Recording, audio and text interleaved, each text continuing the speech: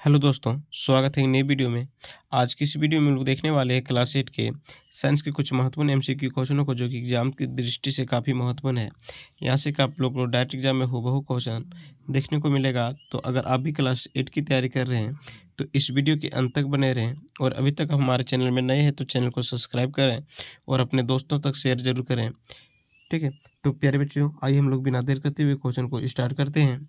सबसे पहला क्वेश्चन है, एक मुलायम धातु जिसे चाकू से काटा जा सकता है, चांदी, पारा, सोडियम, सोना।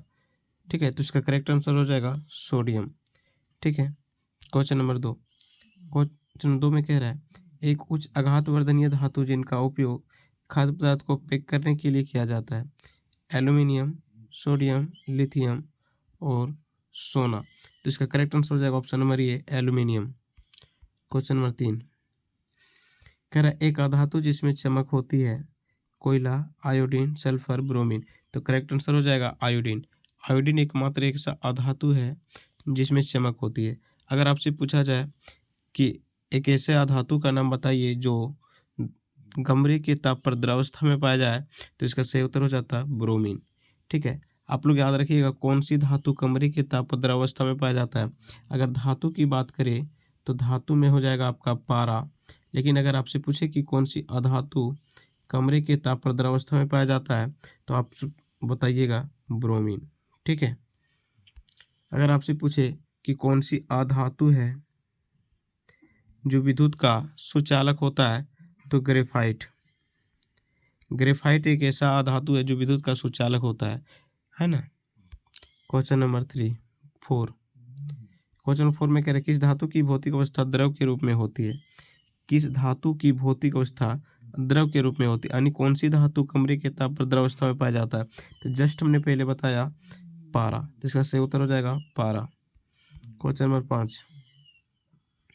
5 में कह रहे, निम्न में से किसको पीटकर पतली चादर के रूप में परिवर्तित किया जा सकता है?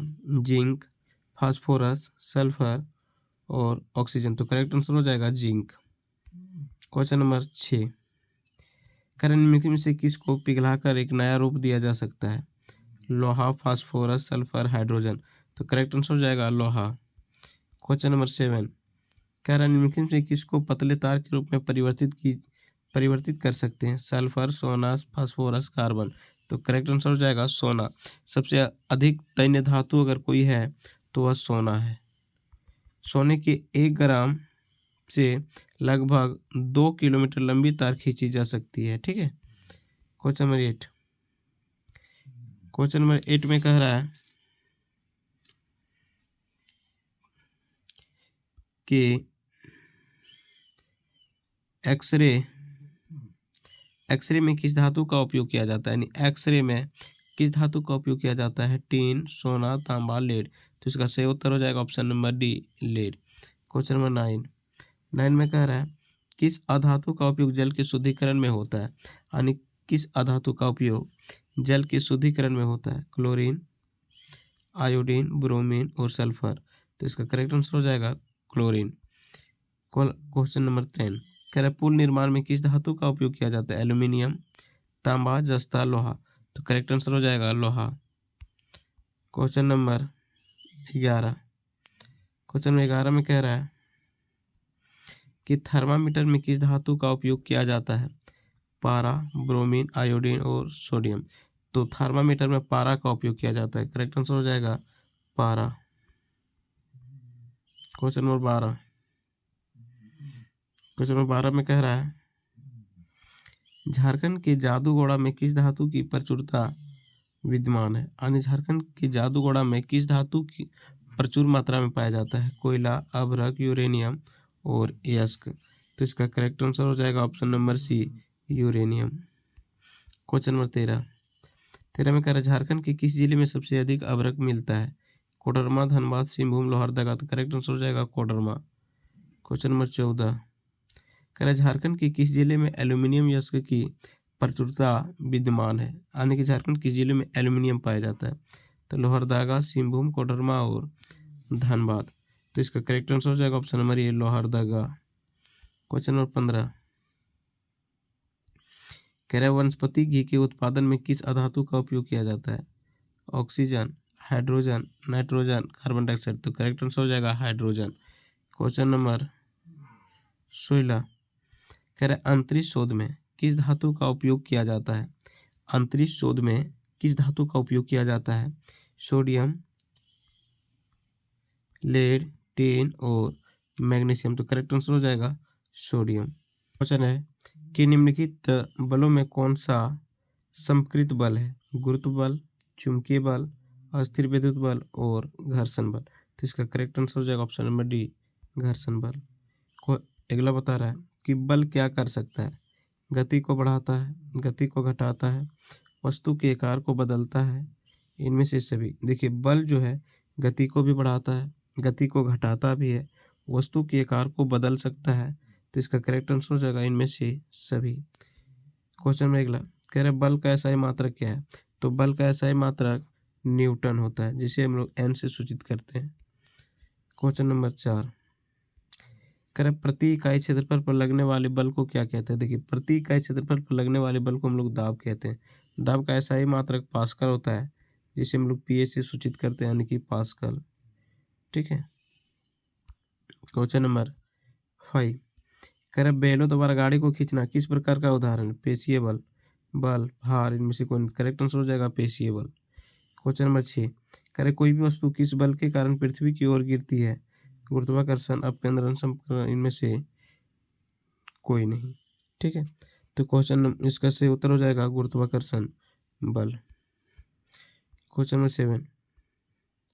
7 में कह रहा है पृथ्वी की सतह से ऊंचाई के बढ़ने के साथ साथ वायुमंडलीय दाब क्या होता है? घटता है, बढ़ता है, दोनों होता है, इनमें से कोई नहीं। इसका करेक्ट आंसर हो जाएगा ऑप्शन नंबर ए, घटता है। क्वेश्चन नंबर 8 दाब का मात्रक क्या है? दाब का मात्रक क्या है? पास्कल, न्यूटन प्रति वर्ग मीटर, दोनों, इनमें से कोई नहीं। इसका करेक्ट आंसर हो जाएगा ऑप्शन नंबर सी, दोनों, पास्कल, या तो इसको हम लोग लिखते हैं न्यूटन प्रति मीटर स्क्वायर। क्वेश्चन नंबर 9 कह रहे द्रव की ऊंचाई बढ़ने पर आधार पर दबाव घटता है, बढ़ता है, दोनों होता है, इनमें से कोई नहीं। इसका करेक्ट आंसर हो जाएगा बढ़ता है। क्वेश्चन नंबर 10 कह रहा है शुष्क मौसम में बालों में कंघी करने पर वह बिखर जाते हैं, इसके लिए कौन सा बल उत्तरदायी है? गुरुत्व बल, अस्थिर विद्युत बल, घर्षण बल, चुंबकीय बल। करेक्ट आंसर हो जाएगा अस्थिर विद्युत बल। क्वेश्चन नंबर 11 कह रहा बर्तनों की दीवारों पर दाब कौन डालते हैं? गैस, द्रव, दोनों, कोई नहीं। तो बर्तनों की दीवारों पर दबाव कौन डालते हैं? गैस और द्रव, दोनों। करेक्ट आंसर हो जाएगा ऑप्शन नंबर सी, दोनों। क्वेश्चन नंबर 12 में कह रहा है हमारे चारों ओर के वायु के आवरण को क्या कहते हैं? हमारे चारों ओर के वायु के आवरण को क्या कहते हैं? वायुमंडल, जीवमंडल, वातावरण और पर्यावरण। तो करेक्ट आंसर हो जाएगा ऑप्शन नंबर ए, वायुमंडल। क्वेश्चन नंबर 13 कह रहे इनमें से कौन अस्थिर विद्युत बल का उदाहरण है? नल से पानी गिरना, कंघी से कागज के टुकड़े को चिपकना, लौटती गेंद को रोकना, कोई नहीं। तो इसका करेक्ट आंसर हो जाएगा ऑप्शन नंबर बी, कंघी से कागज के टुकड़े को चिपकाना। क्वेश्चन नंबर 14 कह रहे पेशीय बल कैसा बल है? पेशीय बल कैसा बल है? असंपर्क बल, संपर्क बल, दाब, इनमें से कोई नहीं। तो इसका करेक्ट आंसर हो जाएगा संपर्क बल।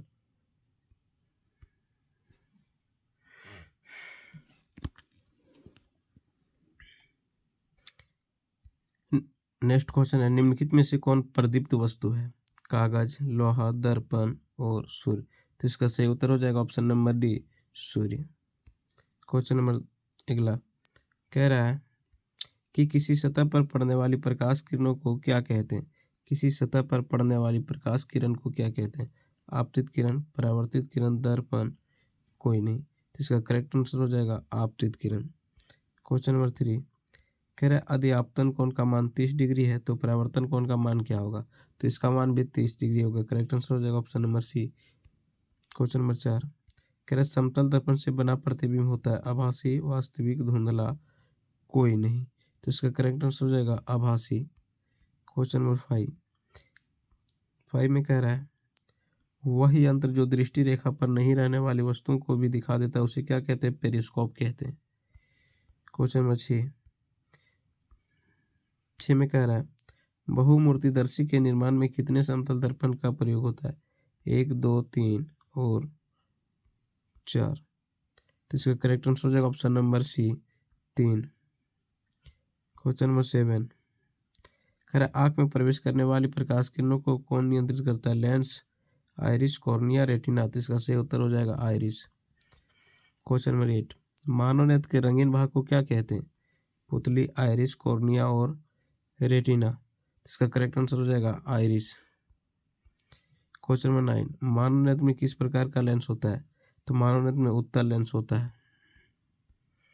क्वेश्चन नंबर 10 इंद्रधनुष बनने के पीछे कौन सी प्रक्रिया निहित है? परावर्तन, वर्ण विक्षेपण, विसरण और दृष्टि निर्बंध। तो करेक्ट आंसर हो जाएगा ऑप्शन नंबर बी वर्ण विक्षेपण। क्वेश्चन नंबर 11 कह रहे मानव नेत्र की सुस्पष्ट दृष्टि की न्यूनतम दूरी कितनी होती है? तो करेक्ट आंसर हो जाएगा 25 सेंटीमीटर। 25 सेंटीमीटर। क्वेश्चन नंबर 12 कह रहे यदि दो समतल दर्पण 90 डिग्री के कोण पर रखा गया तो उनके बीच वस्तु की प्रतिबिंब संख्या कितना होगा? देखिए तो वस्तु की प्रतिबिंब की संख्या होता है 360 बटे थीटा -1 तो हो जाएगा 360 बटे 90 -1 तो 9 चौके 36 36 माइनस यानी कि 9 चौके 36 4 में एक जाएगा तो 3 प्रतिबिंब बनेगा। तो इसका सही उत्तर हो जाएगा option number A 3। Question number 13 करण नेत्र के रेटिना पर बना प्रतिबिंब वस्तु के हटाए जाने पर भी कितने देर तक रेटिना पर बना रहता है? 1 सेकेंड, 1/16 सेकेंड, 16 सेकेंड, 1/30। तो करेक्ट आंसर हो जाएगा 1/16 सेकेंड। कहीं के आप लोग को दिया रहेगा 1/10 सेकेंड भी, ठीक है। तो इसका करेक्ट आंसर हो जाएगा 1/16 सेकेंड। अगर ये नहीं दिए और 1/10 भी थे तो 1/10 को भी मारना है।